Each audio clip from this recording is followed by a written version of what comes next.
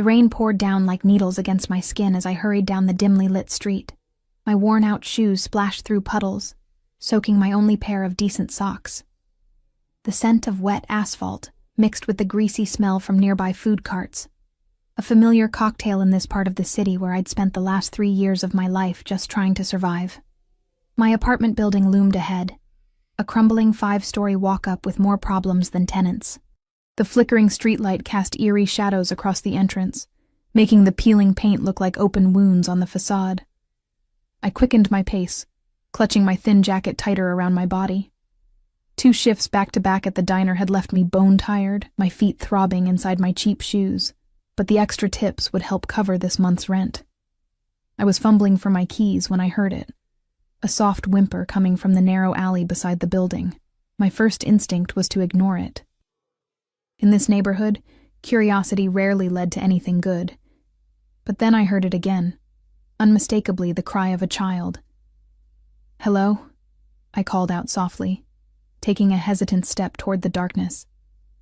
No response came, just another muffled sob. I pulled out my phone and turned on the flashlight, sweeping the weak beam across the alley. At first, I saw nothing but overflowing trash cans and discarded furniture. Then, a small movement caught my eye. There, huddled behind a soggy cardboard box, was a little girl. She couldn't have been more than 6 or 7 years old, with dark hair plastered to her face from the rain. She wore a private school uniform, navy blue with gold trim, that seemed absurdly out of place in this neighborhood. Her expensive-looking coat was muddied and torn at the sleeve. "Hey there," I said gently, crouching down to her level. "Are you lost?" The girl looked up at me with wide, tear-filled eyes that reflected the beam of my flashlight. There was something hauntingly familiar about her face that I couldn't place. She nodded, her lower lip trembling. "My name's Lena," I told her, keeping my voice soft. "What's yours?" "Sophia," she whispered, her voice carrying the slightest hint of an accent I couldn't quite place. "Sophia Russo." The name sent a chill down my spine that had nothing to do with my rain-soaked clothes. Russo. Everyone in the city knew that name, spoke it in hushed tones. Vincent Russo, the man who controlled everything that happened in the shadows of our city. I'd never seen him, but the stories were enough to make my blood run cold. "Are you hurt, Sophia?" I asked, pushing aside my racing thoughts. She shook her head. "I got separated from my bodyguard at the museum. I tried to find my way home, but I got lost." Fresh tears welled in her eyes. "My papa will be so worried, Papa." Vincent Russo. The connection made my stomach twist into knots. Every instinct told me to call the police, to let them handle this, but something in the little girl's frightened eyes made me reach out my hand instead. "Let's get you somewhere warm, okay? Then we'll figure out how to contact your father." Sophia hesitated for just a moment before placing her small hand in mine. Her fingers were ice cold, and I felt a surge of protectiveness wash over me. I helped her up and led her toward the entrance of my building. "I'm cold," she whispered, her teeth chattering. Without a second thought, I shrugged off my jacket and wrapped it around her shoulders. It was the only decent piece of outerwear I owned, a thrift store find that had seen better days, but it was dry enough on the inside. "Better?" I asked. She nodded, offering a small, grateful smile that transformed her face. In that moment, I could see her father in her, something in the set of her jaw, the intensity of her gaze even through her tears. It was unsettling. My apartment was on the 4th floor, and the elevator had been out of service for months. By the time we reached my door, Sophia's shivers had subsided a little, but her clothes were still soaking wet. "I don't have much," I said apologetically, as I unlocked the door, suddenly aware of just how shabby my life would appear to this child of privilege. My studio apartment was clean, but bare. A futon that doubled as my bed, a small table with 2 mismatched chairs, and a kitchenette with exactly 3 plates and 2 cups. The bathroom was barely big enough to turn around in. Sophia didn't seem to notice or care about the humble surroundings. She stood in the center of the room, looking small and lost in my oversized jacket. "Let me find you something dry to wear," I said, rummaging through my dresser. I pulled out an old t-shirt that would be like a dress on her. "The bathroom's through there. You can change, and I'll make some hot chocolate." While Sophia changed, I heated milk in my only pot, adding the last of my cocoa powder. I found a half-empty bag of marshmallows that weren't too stale and dropped a couple into the mug. The domesticity of the moment struck me as absurd. Here I was, making hot chocolate for the daughter of the most dangerous man in the city. When Sophia emerged from the bathroom, swimming in my t-shirt with her wet uniform clutched in her hands, she looked more like a normal child, and less like the heir to a criminal empire. "Feel better?" I asked, handing her the steaming mug. She nodded, taking a careful sip. "Thank you, Miss Lena." I smiled at her formality. "Just Lena is fine. Now let's call your father, okay?" A shadow of worry crossed her face. My phone was in my coat pocket. I think I dropped it when I was running. "That's okay. We can use mine. Do you know his number?" Sophia recited a number from memory, and with trembling fingers I dialed. Each ring sent my heart rate climbing higher. What would I say to Vincent Russo? How would he react? Would he think I had something to do with his daughter's disappearance? The call connected, and for a moment, there was only silence. "Who is this?" The voice on the other end was quiet, controlled, but with an undercurrent of tension that made the hair on the back of my neck stand up. "My name is Lena Novak," I said, struggling to keep my voice steady. "I found Sophia. She's safe with me." Another pause, longer this time. I could hear muffled voices in the background, urgent and agitated. "Where?" Just one word, but it carried the weight of a command. I gave him my address, suddenly regretting bringing Sophia to my apartment. I should have taken her to a police station, somewhere public and safe. "Don't move." The line went dead. I lowered the phone slowly, meeting Sophia's expectant gaze. "Your father is coming," I said, forcing a reassuring smile. "Is he angry?" she asked in a small voice. "I think he's just worried about you." Sophia nodded, sipping her hot chocolate. "He gets scary when he's worried." I swallowed hard, my throat suddenly dry. "I'm sure everything will be fine." As I busied myself hanging Sophia's uniform in the bathroom to dry, I tried to calm the panic rising in my chest. I knew the stories about Vincent Russo, how people who crossed him had a habit of disappearing. I hadn't done anything wrong, I reminded myself. I'd found his daughter and kept her safe. Surely that counted for something. Less than 20 minutes later, the sound of multiple vehicles screeching to a halt outside my building broke the quiet. Sophia perked up, moving to the window. "That's Papa," she said with certainty. Heavy footsteps thundered up the stairwell. I moved instinctively to stand between Sophia and the door, though what protection I thought I could offer against Vincent Russo and his men, I couldn't say. 3 sharp knocks rattled my door on its hinges. "It's unlocked," I called out, my voice barely above a whisper. The door swung open, and the air in the room seemed to vanish. My first thought was that the photographs I'd seen in news articles didn't do Vincent Russo justice. He filled the doorframe, tall and broad-shouldered in a tailored black coat that shed droplets of rain onto my worn carpet. His face was all sharp angles, with a strong jaw darkened by 5 o'clock shadow, and eyes so intensely blue they seemed to glow in the dim light of my apartment. Behind him loomed 2 men in dark suits, their expressions grim and hands hovering near the bulges under their jackets. "Papa!" Sophia darted around me and ran to him. Vincent Russo dropped to one knee, enfolding his daughter in an embrace that spoke of genuine terror and relief. He whispered something in Italian against her hair, his large hand cradling the back of her head with surprising gentleness. When he looked up at me over Sophia's shoulder, the tenderness in his expression evaporated, replaced by something cold and calculating that made my blood freeze in my veins. "Sophia," he said, his voice deceptively soft as he set her aside. "Wait in the car with Marco. Papa needs to speak with Miss Novak." One of the men stepped forward, extending his hand to Sophia. She hesitated, glancing back at me with concern in her eyes. "It's okay," I assured her, though I wasn't at all certain that was true. "I'll see you again sometime." Sophia smiled, a bright, innocent expression that seemed at odds with the tension crackling through the room. "Promise?" Before I could answer, Vincent Russo rose to his full height and nodded to his man. "Take her down, and find her something proper to wear." Only when the door closed behind Sophia did he turn his full attention to me. His gaze traveled slowly around my apartment, taking in the peeling paint, the second-hand furniture, the overall shabbiness that no amount of cleanliness could disguise. I felt exposed, vulnerable, as if he could read my entire life story just by looking at my belongings.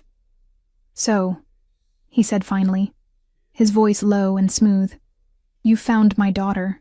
"Yes," I answered, forcing myself to meet his gaze. "In the alley next to the building. She was lost and scared, and you brought her here." It wasn't a question, but an accusation. It was raining. She was cold. "I just wanted to get her somewhere warm while we contacted you." He moved further into the apartment with the fluid grace of a predator, forcing me to step back until my legs hit the edge of the futon. "You know who I am. Everyone knows who you are, Mr. Russo." A ghost of a smile touched his lips. "And yet you brought my daughter to your home instead of going to the police." I swallowed hard. She trusted me. I didn't want to frighten her more. Vincent Russo's eyes narrowed slightly, his gaze so intense I felt physically pinned in place. "And what do you want for returning her to me?" The question caught me off guard. "Want?" "Your price," he clarified, his tone suggesting this was the most natural question in the world. "For finding Sophia, for keeping her safe." His eyes flickered around my sparse apartment again. "Clearly you could use the money." Heat rushed to my face, embarrassment and indignation warring within me. Did he think I had helped his daughter expecting some kind of reward, that I had calculated what her safe return might be worth to him? "I don't want your money, Mr. Russo," I said, my voice firmer than I expected. "I found a lost child and helped her. That's all." Something shifted in his expression. Surprise, maybe, or disbelief. Everyone wants something. I shook my head. "I just want to know she'll be okay. That's enough for me." He studied me for a long moment, as if trying to solve a particularly challenging puzzle. "What's your full name?" "Lena Novak." "And what do you do, Lena Novak, that leaves you living in a place like this while possessing such charitable instincts?" There was a hint of mockery in his voice that stung, but I refused to show it. "I work at Rosie's Diner on 9th Street. I'm also taking night classes at the community college." "Studying?" "Nursing." Vincent nodded slightly, as if filing away this information for later use. He moved toward the small table where Sophia's mug of hot chocolate still sat, half empty. With 2 fingers, he turned it slowly, examining the chipped rim and the faded cartoon character printed on its side. "You gave her hot chocolate," he remarked. "She was cold. And this?" He gestured to the oversized t-shirt he'd found her wearing. Her uniform was soaked through. I didn't want her to catch a chill. He fell silent again, his presence filling my tiny apartment until it felt hard to breathe. When he finally spoke, his voice had lost some of its edge. "My daughter has been missing for 3 hours and 17 minutes. Do you understand what that is like, Miss Novak? To have the most precious thing in your world simply vanish?" I thought of my younger sister, Mia, who I'd practically raised after our parents died. The constant worry when she was out of my sight, the panic when she was late coming home. "I can imagine," I said softly. Vincent's gaze sharpened. "No, you cannot, because Sophia is not just any child. There are people who would use her to get to me. People who would hurt her without hesitation." She said she got separated from her bodyguard at the museum. An inexcusable failure that has already been addressed. The coldness in his voice made me shudder, thinking of what addressed might mean in his world. He reached inside his coat and withdrew an envelope, which he placed on my table. "For your assistance. I told you I don't want money, and I don't leave debts unpaid." His tone made it clear this wasn't up for discussion. "Consider it compensation for your time and the use of your facilities." I wanted to refuse, to push the envelope back toward him, but something in his expression stopped me. This was a man unaccustomed to being denied anything. "Thank you," I said instead, though I had no intention of opening the envelope. Vincent buttoned his coat, preparing to leave, but paused as his gaze fell on a framed photograph on my dresser, the only personal item visible in the apartment. He moved toward it with that same predatory grace. "Family?" he asked, picking up the photo of Mia and me at her high school graduation 2 years ago. "My sister." The single word felt like revealing too much, but I couldn't bring myself to lie. "Where is she now?" "College. Scholarship." I kept my answers clipped, suddenly desperate for him to leave, to take his overwhelming presence out of my carefully constructed life. He set the photo down precisely where it had been, but the damage was done. He had seen a piece of me, had touched the frame that held one of my few treasures. "You've done me a service tonight, Lena Novak," he said as he moved toward the door. "I won't forget it." Those words, spoken so casually, sent a chill down my spine. Being remembered by Vincent Russo didn't strike me as a blessing.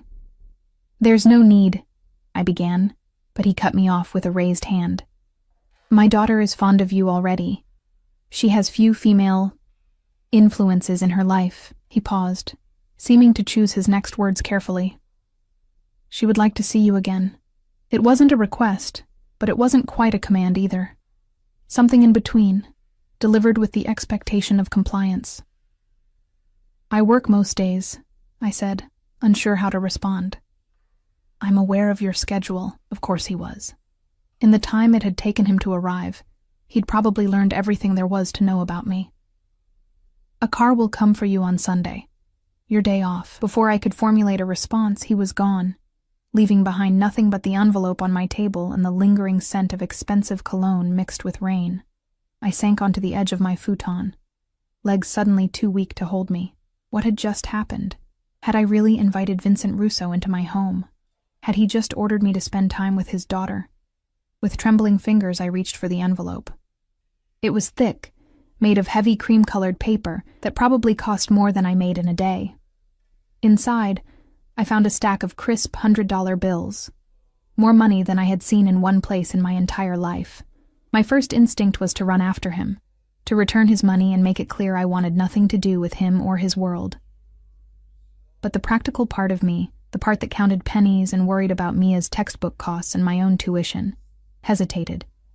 This money could pay my rent for months, could help with Mia's expenses, could give me a tiny cushion against the constant financial anxiety that had been my companion for years. I tucked the envelope into my dresser drawer, beneath a stack of carefully folded t-shirts, telling myself I would decide what to do with it later. Sleep eluded me that night. Every time I closed my eyes, I saw Vincent Russo's penetrating gaze, felt the weight of his presence in my small apartment. I kept replaying our conversation, wondering if I had made a terrible mistake by helping Sophia, by allowing myself to register on the radar of a man like him. Sunday arrived with unseasonable sunshine that seemed at odds with my sense of foreboding. I had spent the intervening days in a state of nervous anticipation, jumping at every car door that slammed outside my building, tensing whenever the diner door opened during my shifts. At precisely 10 o'clock, a sleek black car with tinted windows pulled up in front of my building. The driver, a stone-faced man in a dark suit, didn't speak as he held the door open for me. The interior was butter-soft leather, the air inside cool and scented with the same cologne I remembered from that night, but Vincent Russo wasn't inside. Instead, Sophia sat on the back seat, her face lighting up when she saw me.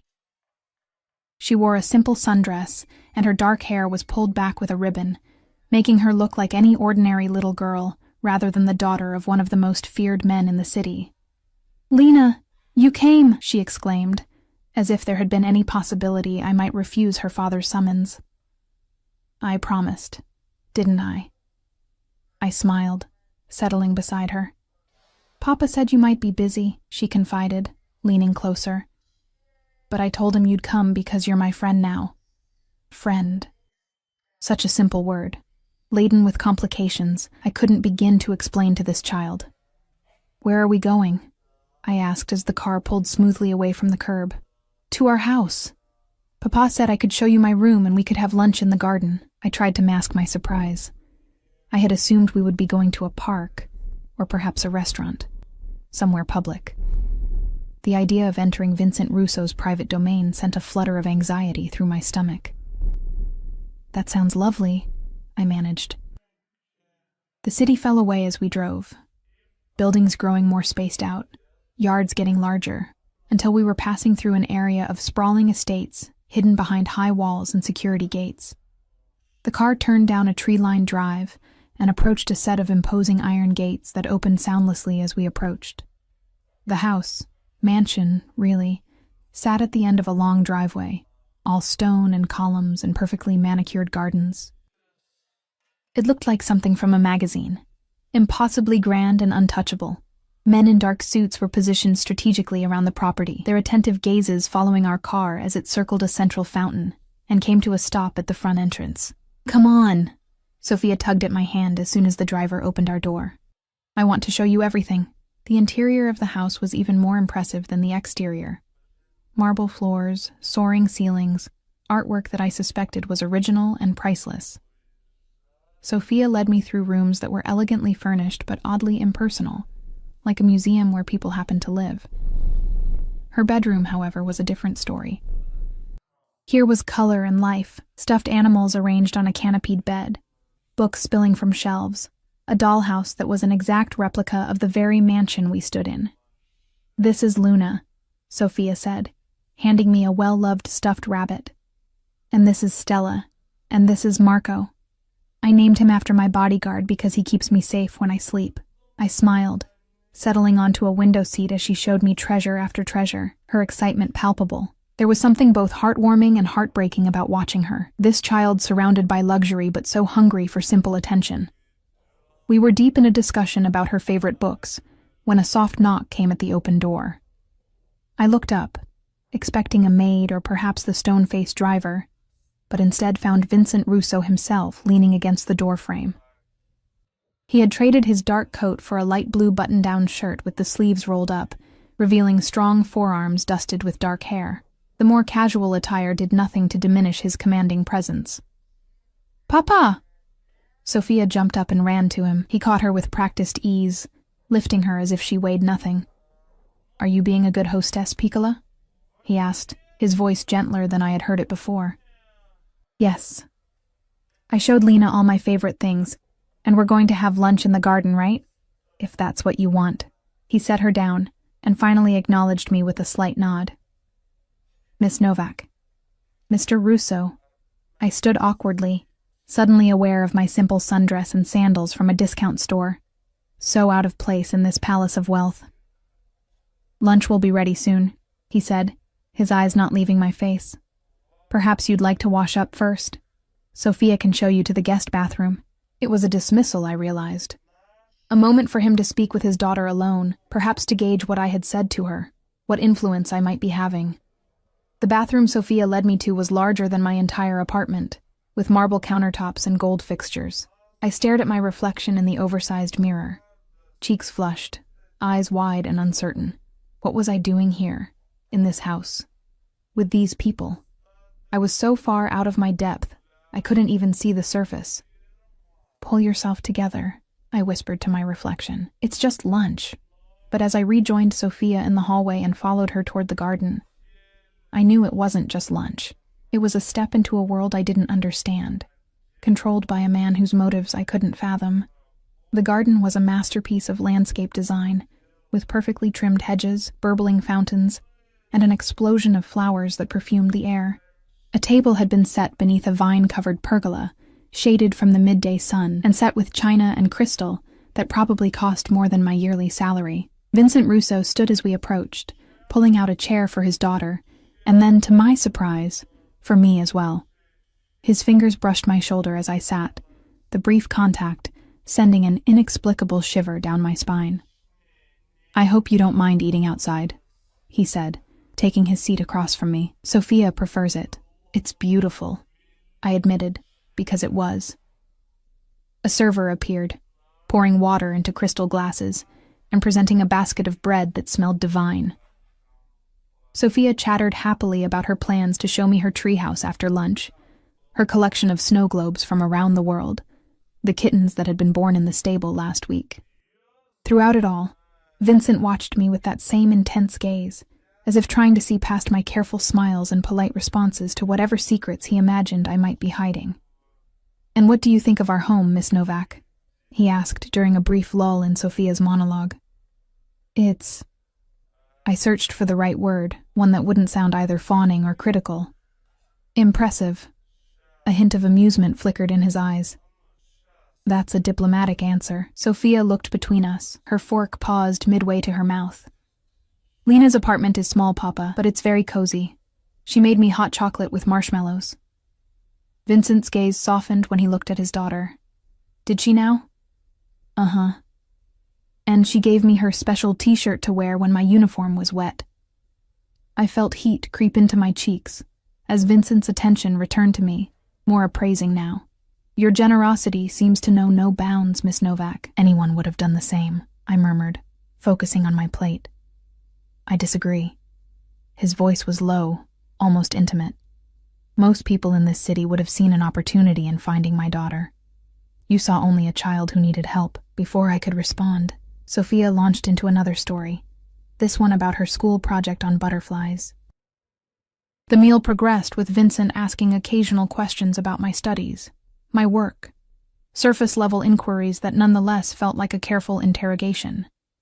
I answered honestly but briefly, increasingly aware that this lunch was serving some purpose beyond simple gratitude for helping his daughter. As promised, after lunch, Sophia led me on a tour of her favorite spots on the estate. Vincent excused himself, mentioning business calls, but I could feel the weight of his attention following us as we explored the grounds. Men in dark suits were always visible at a distance, their presence a constant reminder of whose world I had entered. The afternoon slipped away in a haze of Sophia's enthusiasm. She was a bright, curious child who seemed genuinely happy to have someone new to share her world with. By the time the shadows began to lengthen across the manicured lawn, I found myself genuinely fond of her. I think it's time for Lena to go home, Piccola. Vincent's voice came from behind us as we sat by the koi pond, trailing our fingers in the cool water. Sophia's face fell, but we were going to read my new book. Another time, perhaps. His tone was gentle but firm. Promise you'll come back? Sophia asked, turning to me with pleading eyes. I glanced up at Vincent, uncertain how to respond. This had been a command performance, not the beginning of a standing arrangement. To my surprise, he gave a slight nod. If your father invites me, I'd love to visit again, I told her carefully. She beamed, throwing her arms around my neck in a spontaneous hug that caught me off guard. He will. I'll make him. She whispered this last part in my ear, as if sharing a great secret. Vincent cleared his throat. Go find Maria and get ready for your piano lesson.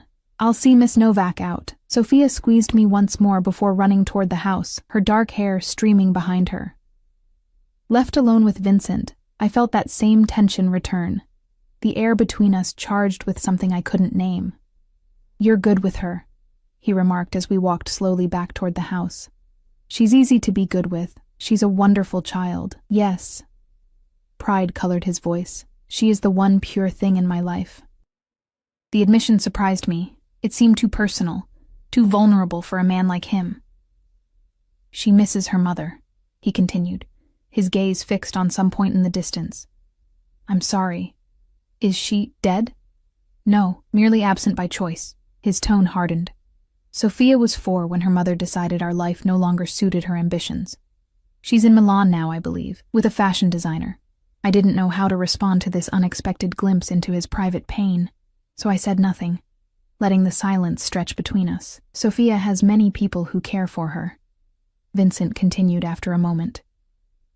Nannies, tutors, security, but she lacks a woman's influence, a mother figure.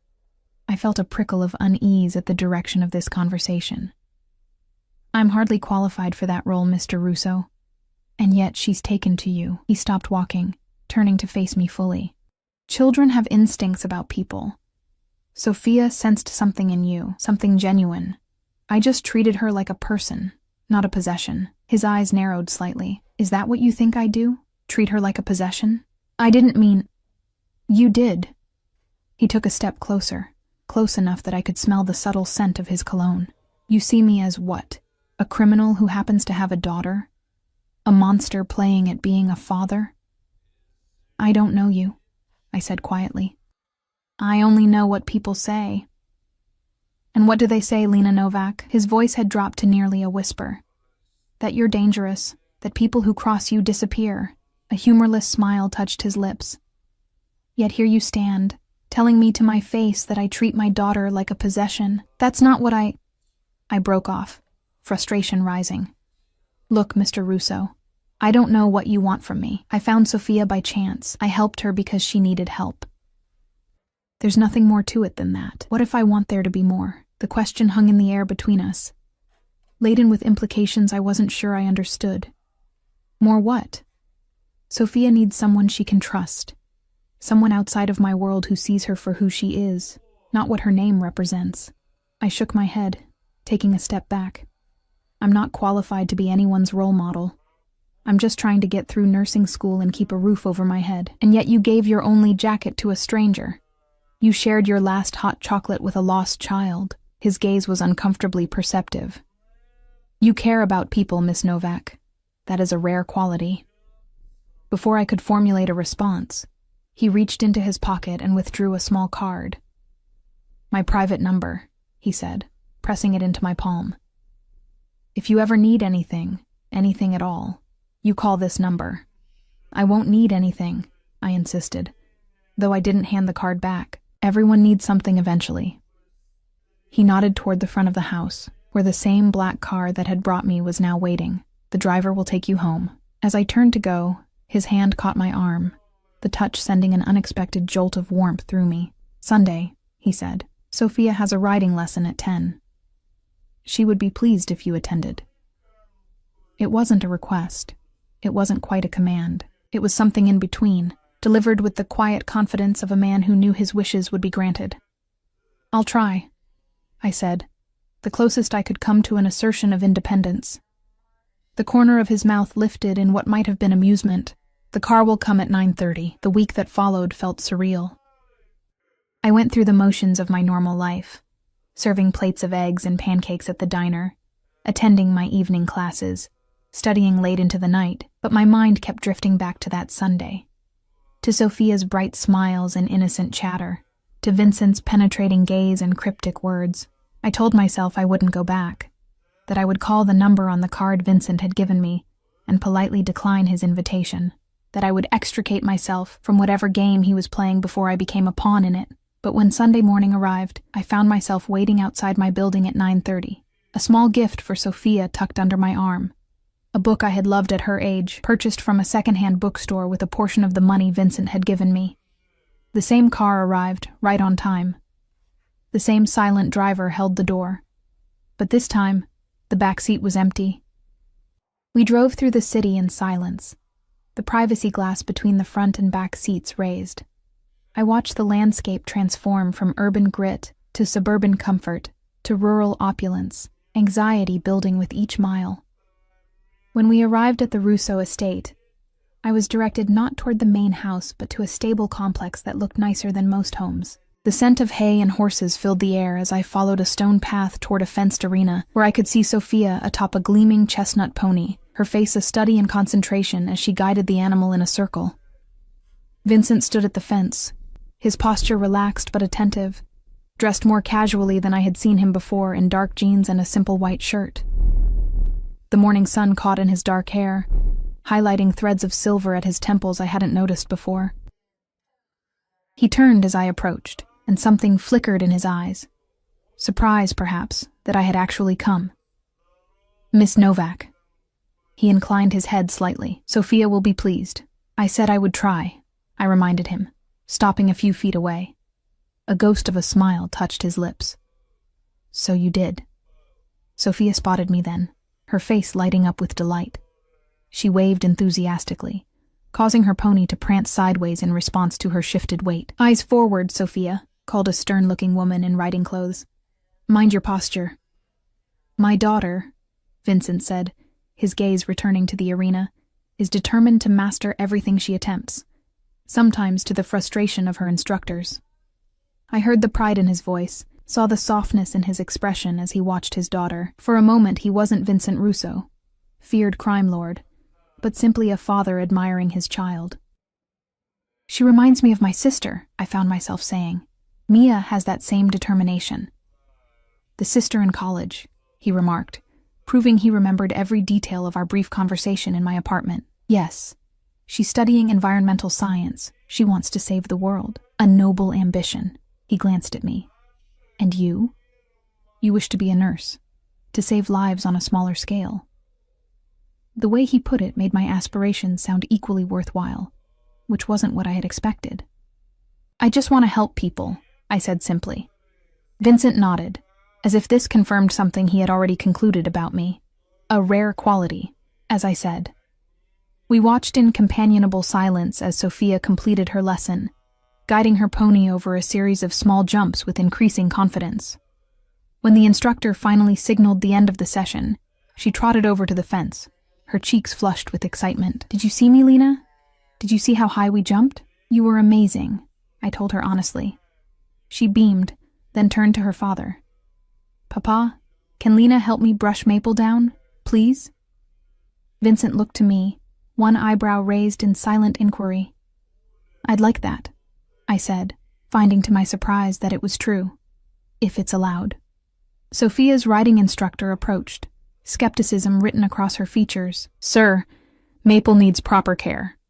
I'm sure Miss Novak is quite capable of following Sophia's instructions," Vincent interrupted smoothly. "Isn't that right?" "I'm a quick learner," I assured the instructor, whose pinched expression suggested she remained unconvinced. Vincent's hand settled briefly on my shoulder as I passed through the gate into the arena, a warm, solid pressure that lingered even after he withdrew it. "I have some calls to make," he said. "Join me for lunch when you've finished here." Again, not quite a request, not quite a command. The next hour passed in a blur of Sophia's enthusiastic instructions and the therapeutic rhythm of brushing the patient pony. Sophia chattered away, telling me about her school, her friends, carefully vetted by her father's security team, I gathered, and her dreams of becoming an Olympic equestrian. There was something refreshingly normal about her, despite the extraordinary circumstances of her life. "Papa says you're studying to be a nurse," she said, as we led Maple back to his stall. "That's right.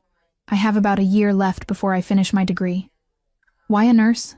Why not a doctor?" I smiled at her directness. "Nurses spend more time with patients. They're the ones who make people feel better day to day. Doctors are important, but nurses are the heart of healthcare." Sophia nodded thoughtfully, "Like how Papa is important, but Marco and the others take care of me every day."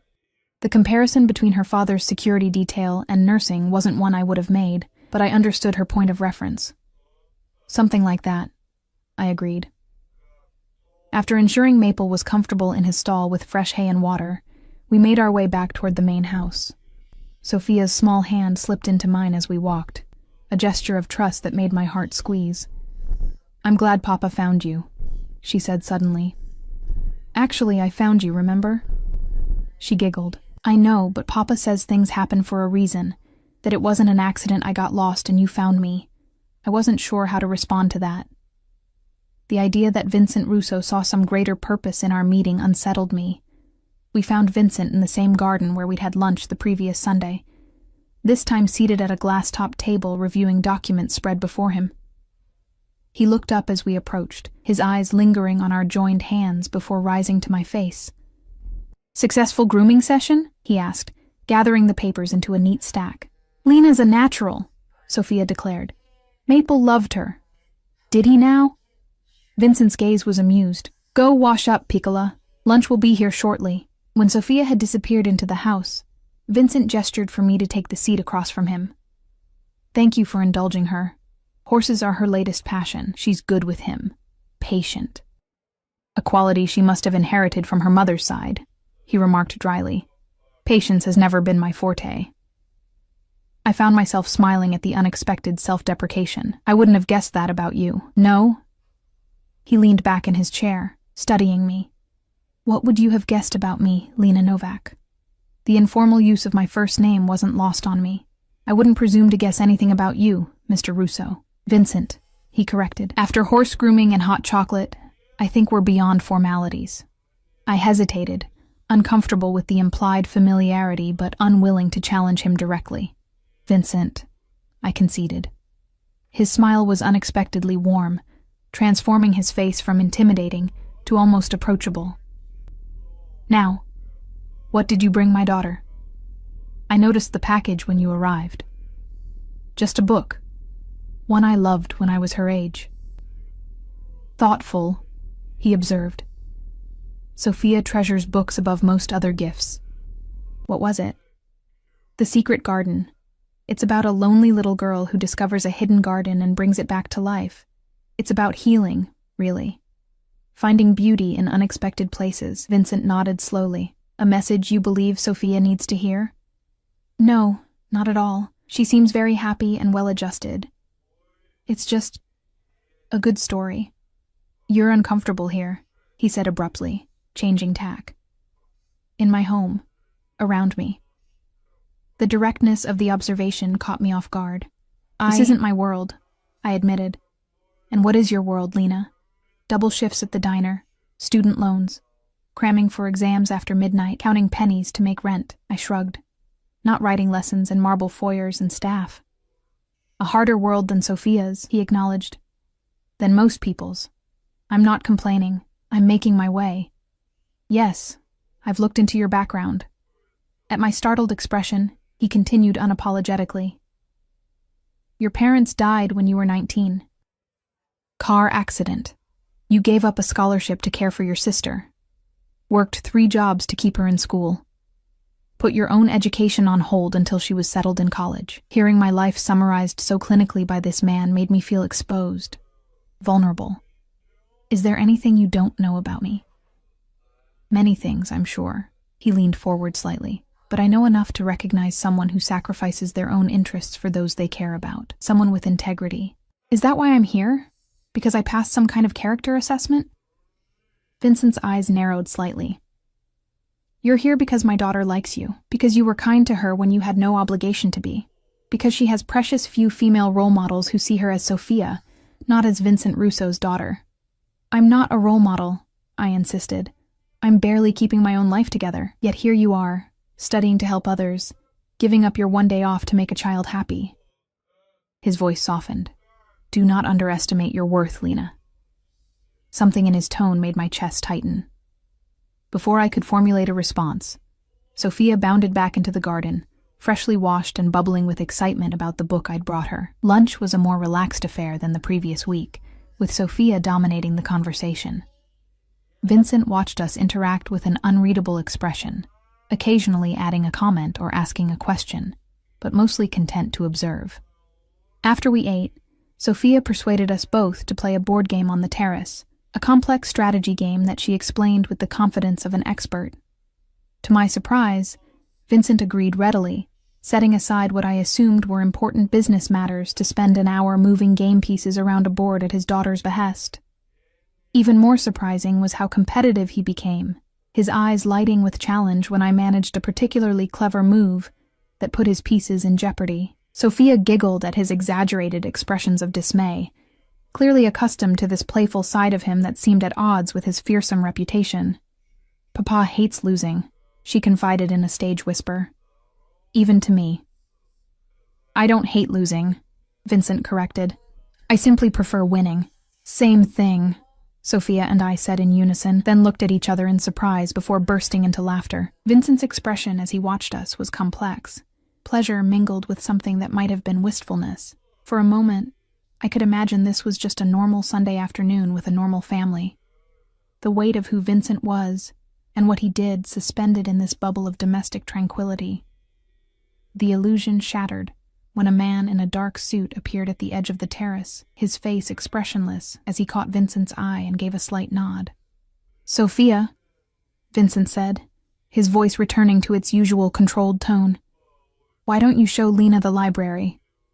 I need to speak with Antonio for a moment. Sophia bounded to her feet, eager to share another of her favorite places. As she pulled me toward the house, I glanced back to see Vincent's face transformed. All warmth vanished as he listened to whatever message his man was delivering. The contrast was jarring, the doting father replaced in an instant by the man whose name was whispered in fear throughout the city. The Russo library was as impressive as the rest of the house, 2 stories of floor-to-ceiling bookshelves accessed by a rolling ladder, comfortable reading nooks tucked into window alcoves, the scent of leather and paper permeating the air. Sophia showed me her favorite volumes, proudly pointing out the classics she'd already read despite her young age. We were deep in a discussion of fairy tales when Vincent appeared in the doorway, his expression once again carefully composed. Sophia, Maria needs you for your piano practice. But Lena and I... Now, Sophia. His tone brooked no argument. She pouted but complied, giving me a quick hug before leaving the room. Vincent waited until her footsteps had faded down the hallway before approaching where I stood by one of the tall windows. I apologize, but I need to cut our visit short today. Something has come up that requires my attention. Of course, I said, relieved in a way to be leaving early. The longer I stayed in this house, the more confused I became about my role here. I'll just say goodbye to Sophia. That won't be necessary. He moved closer, his voice lowering. I've arranged for a car to take you home. The abruptness of the dismissal stung more than it should have. Did I do something wrong? Vincent's expression softened slightly. No. This is business. Nothing to do with you, but there was something in his eyes, a tension that hadn't been there before. Whatever message his man had delivered had changed something. Will there be another visit? I asked, unsure why I was even asking. Vincent studied me for a long moment. Do you want there to be? The question caught me off guard. Did I? Part of me wanted to run as far from Vincent Russo and his world as possible. But another part, a part I was increasingly uncomfortable acknowledging, had grown fond of Sophia, had started to look forward to these strange Sundays in a world so different from my own. Sophia would be disappointed if I didn't come back, I said, evading a direct answer. A smile touched his lips, as if he recognized the evasion for what it was. Yes, she would. He reached out, his fingers lightly brushing a strand of hair from my face. The casual intimacy of the gesture made my breath catch, as would I. Before I could process that statement, he stepped back, his expression closing off again. The car is waiting. I'll be in touch about next Sunday. The drive back to my apartment passed in a blur of confusion. What was I doing? Getting involved with the Russo family. What did Vincent want from me? Why did I keep saying yes when every instinct should be screaming for me to run? When the car stopped outside my building, the driver handed me an envelope similar to the one Vincent had left that first night. I tried to refuse, but the man simply placed it on the seat beside me and returned to the front of the car, making it clear he wouldn't leave until I took it. Inside my apartment, I placed the unopened envelope on my small table and stared at it. More money I didn't ask for, didn't want, but desperately needed. The ethical thing would be to return it. The practical thing would be to use it for next semester's tuition. I was still deliberating when my phone buzzed with a text from an unknown number. Thank you for today. Sophia is already planning next week's activities. Rest well. V. The next 3 Sundays followed a similar pattern. The silent car, Sophia's exuberant welcome, Vincent's penetrating gaze that seemed to see more than I wanted to reveal. Each visit, I told myself, would be my last. Each week, I found myself waiting at the curb when the black car arrived. Sophia bloomed under my attention, showing me every corner of her world with unrestrained enthusiasm. We baked cookies in the massive kitchen, planted flowers in her personal garden plot, read books side by side in the library. I helped her with a school project, taught her how to braid her hair, listened to her practice piano pieces with serious concentration. And Vincent watched, always watching, his expression unreadable yet somehow approving. He kept his distance most of the time, joining us for meals or the occasional game, but otherwise allowing Sophia and me to form our own bond. Occasionally, I would look up to find him observing us from a doorway or across the garden, his intensity making my skin prickle with awareness. The texts continued, brief messages that arrived in the evenings, ostensibly about arrangements for the next visit, but increasingly personal. Comments about Sophia's progress in school, questions about my studies. Once, after I mentioned an upcoming exam, a single message: "You will excel." I tried not to analyze why those 3 words from him made me study harder that night than I had for any test in my life. The envelopes appeared after each visit. Always the same cream-colored paper. Always left somewhere I would find it after Vincent had excused himself. I used the money for tuition, for Mia's textbooks, for a desperately needed laptop to replace my dying one. I told myself I was providing a service, being a friend to a lonely child, and the compensation was justified. I ignored the voice that whispered there was more to it than that. On the 4th Sunday, something shifted. I arrived to find Sophia unusually subdued, picking at her breakfast on the terrace rather than racing to greet me as she usually did. "What's wrong?" I asked, settling into the chair beside her. She shrugged, pushing scrambled eggs around her plate. "Daddy had a bad night."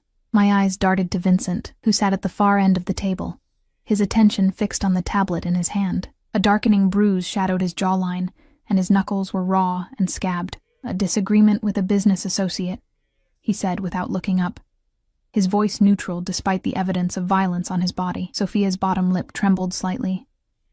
"They were shouting. I heard them."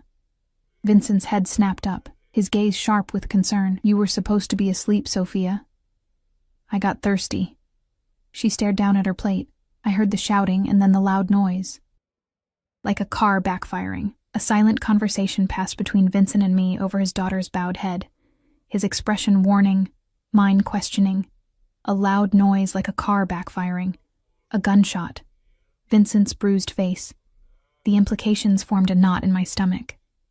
"Sometimes adults disagree," I said carefully, placing a gentle hand over Sophia's. "But your father is fine. See? He's right here." Vincent's face softened slightly at my attempt to reassure his daughter. "Perhaps you could show Lena your art project today," he suggested. "The one you've been working on all week." Sophia brightened a little. "It's a surprise. For you," she told me. "I can't wait to see it." After breakfast, Sophia led me to her art room, a sunlit space filled with supplies that would make a professional artist envious. While she arranged her project, still hidden under a cloth, Vincent appeared in the doorway, gesturing for me to join him in the hallway. "Thank you," he said quietly when we were out of Sophia's earshot.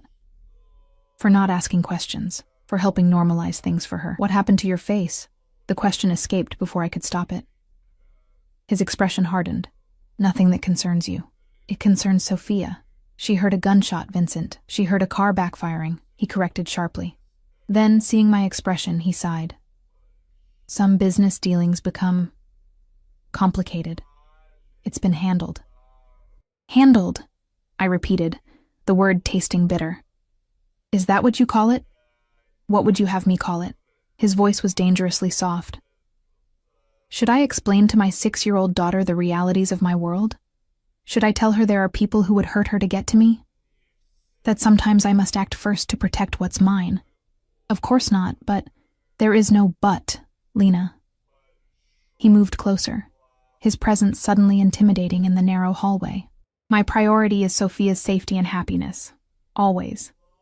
Everything else is secondary." I should have backed down, should have nodded and returned to Sophia's art room. Instead, I found myself saying, "Including the law? Including basic human decency?" Vincent's eyes narrowed, a muscle in his jaw twitching. "You judge what you don't understand. My world operates by different rules. Rules that allow hurting people? Rules that protect my family at any cost." His voice dropped to a near whisper. "If you cannot accept that, perhaps your time in this house should come to an end." The thought of never returning, of never seeing Sophia again, hit me with unexpected force. "You'd do that to her? End our friendship because I dared to question you?" Something shifted in his expression. Surprise, perhaps, that I would challenge him so directly. "No," he said after a moment. "I wouldn't do that to her." His eyes held mine. "Or to you." Before I could decipher what he meant, Sophia called from the art room. "Lena, I'm ready." Vincent stepped back, the tension between us still crackling in the air. "Go. She's waiting." The rest of the day passed in a strained facsimile of our usual visits. Vincent was distant, responding to Sophia's chatter with distracted smiles, his attention frequently drawn to his phone. I caught him watching me when he thought I wouldn't notice, his expression unreadable. When it was time for me to leave, Sophia hugged me tightly, as if sensing the discord between the adults. "You'll come back next Sunday, right?" she asked, her eyes searching mine. I glanced at Vincent, who stood a few paces behind his daughter.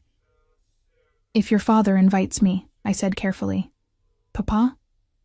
Sophia turned to him, her expression pleading. Vincent's gaze moved from his daughter to me, something complex and unresolved passing through his eyes. "Of course," he said finally. Lena is always welcome here. The week that followed was one of the most difficult of my semester, a major exam, extra shifts at the diner to cover for a sick colleague, a paper due that I had barely started. I was running on caffeine and determination, my mind so focused on survival that I had little energy to contemplate the increasingly complicated situation with the Russos. Then came Friday night. I was walking home from a late shift at the diner, the street dark except for the occasional flickering streetlight.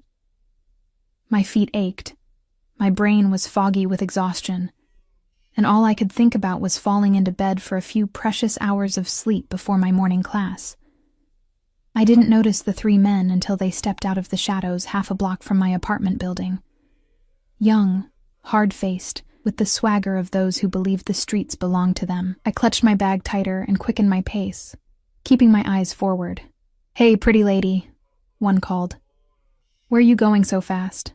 I ignored him, focusing on the entrance to my building now just yards away. "I'm talking to you," he said, stepping directly into my path. His breath reeked of alcohol, his pupils dilated from something stronger. "I need to get home," I said firmly, trying to step around him. He moved with me, blocking my way again. His two friends circled behind me, cutting off my retreat. "Maybe we could keep you company." Fear coiled in my stomach, but I kept my voice steady. "No, thank you. Please let me pass." The man reached out, his fingers brushing my cheek. So polite. I like that. I jerked away from his touch, only to bump into one of his friends behind me. Hands gripped my arms, holding me in place as the first man leaned closer. "Let's see what you got in that bag," he said, reaching for my purse. A sleek black car screeched to a halt at the curb, its tinted windows reflecting the streetlight. The three men froze, their attention drawn to the vehicle as its rear door swung open. Vincent Russo emerged, his movements fluid and controlled, his expression coldly furious. Behind him came two of his men, their stances broadcasting lethal capability. "Let her go," Vincent said, his voice so soft I barely heard it. The hands gripping my arms released immediately, their owners backing away. The leader wasn't quite as quick to recognize the danger. "Who the fuck are you?" he demanded, though his bravado was already crumbling under Vincent's glacial stare. Vincent didn't answer. He simply nodded to one of his men, who stepped forward and whispered something in the leader's ear. The color drained from the young man's face.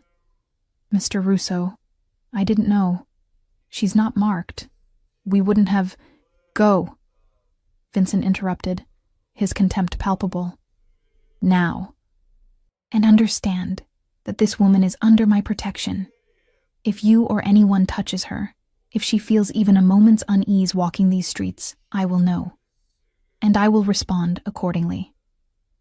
The three men fled, practically falling over themselves in their haste to disappear. Vincent turned to me, his eyes sweeping over my body as if checking for injuries. "Are you hurt?" I shook my head, still processing what had just happened. "What are you doing here?" "Ensuring your safety, apparently." He gestured toward my building. "Let's get you inside." Too shaken to argue, I led him up the stairs to my apartment. Only as I unlocked the door did the strangeness of the situation fully register. Vincent Russo, in his tailored suit and Italian leather shoes, entering my shabby one-room apartment for the second time. "You didn't answer my question," I said, setting down my purse with hands that still trembled slightly. "Why are you here? How did you know where I was?" Vincent moved to my window, looking down at the street where his car and men waited. "I came to discuss Sunday. Sophia has a recital she wants you to attend." He turned to face me. "As for your location, I always know where you are, Lena." The admission should have frightened me. Instead, I felt an unsettling mix of indignation and something that felt dangerously like security. "You have me followed?" "I have you protected," he corrected. A decision that proved prescient tonight. I sank onto the edge of my futon. "I don't understand any of this. What am I to you, Vincent? Why am I in your life?" He was silent for a long moment, his expression thoughtful as he studied me. When he finally spoke, his voice was quieter than I had ever heard it. "You are the woman who found my daughter and asked for nothing in return. You are the woman who makes Sophia laugh and helps her see beyond the boundaries of our world." He took a step closer, You are the woman who challenges me when no one else dares. That doesn't explain the protection, the money, the texts. I gestured around my small apartment. All of this. Attention. Vincent moved to stand before me, close enough that I had to tilt my head back to meet his gaze. Doesn't it? Understanding dawned, bringing with it a rush of conflicting emotions. Fear, confusion, and something else. Something I had been fighting against acknowledging for weeks. Vincent, I began, not sure what I was going to say.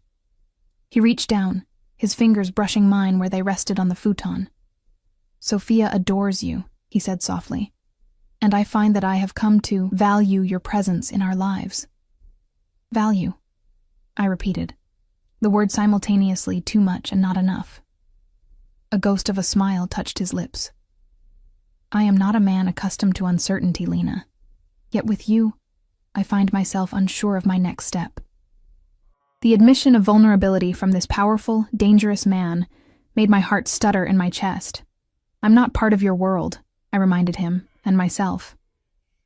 No, he agreed. You are something separate. Something... He seemed to search for the right word. Pure. I laughed softly, the sound edged with disbelief. I'm hardly pure, Vincent. Compared to me? His eyes held mine. You are light itself. He stepped back, breaking the moment of intensity between us. The car will come on Sunday at the usual time. Sophia's recital is at 11. I nodded, unable to find words. Vincent moved to the door, pausing with his hand on the knob. And Lena? You will never walk these streets alone again. My men will ensure your safety, whether you see them or not. It wasn't a request, but this time, I found I didn't mind. After he left, I stood at my window watching his car pull away, my thoughts a tangled mess. What was happening between us? Was I truly considering a deeper involvement with Vincent Russo? And what would that mean for my carefully constructed life? My plans? My future? I thought of Sophia's bright smile, of Vincent's eyes when he looked at his daughter. I thought of the violence evident in his bruised face, of the power he wielded with such casual authority. I thought of how safe I had felt when he appeared tonight, and how terrifying that feeling was. I had found a lost child in an alley and helped her home. Now I was lost myself, caught between two worlds, unsure which path to take. But as I crawled into bed that night, exhausted yet strangely alive, I realized I had already made my choice. For better or worse, I would be in that car on Sunday. I would attend Sophia's recital. I would take another step into Vincent Russo's world. And perhaps, just perhaps, I would bring a bit of my world into